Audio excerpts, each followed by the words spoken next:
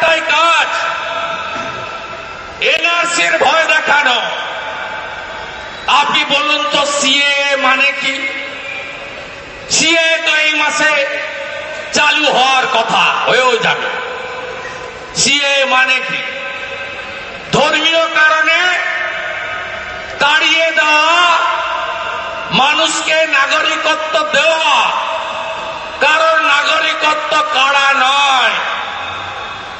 সিএর সঙ্গে এনআরসির কোন সম্পর্ক নেই। আপনাদের মুর্শিদাবাদকে উত্তাল করেনি, বেলডাঙ্গা স্টেশনকে পোড়ায়নি, রেজিনগর স্টেশনকে পোড়ায়নি। হাজারদুয়ারি চড়ছেন তো? হাজারদুয়ারি,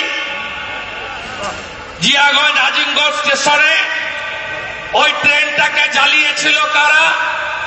সিদ্দিকুল্লাহর বাহিনীরা। আমাদের প্রধানমন্ত্রী তার যত স্কিম, ৬৩টা স্কিম, একটা স্কিম শুধু হিন্দুদের জন্য বলুন। সবকা সাথ, সবকা বিকাশ, সবকা বিশ্বাস, সবকা প্রয়াস আমাদের প্রধানমন্ত্রীর এই নীতি। আর রাহুল বাবা আর মমতা পিসি, চোর মমতা, বলছে কাস্ট সেন্সাস করাতে হবে।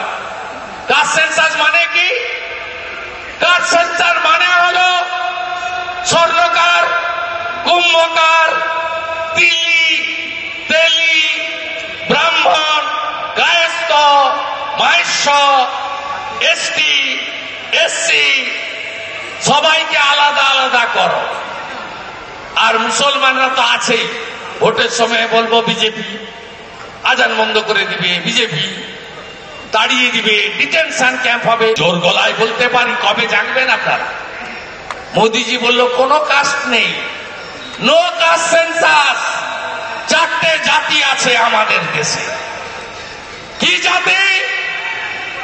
এক হলো দরিদ্র জাতি, 2 হলো নারী জাতি, 3 হলো কৃষক জাতি, 4 হলো যুব জাতি।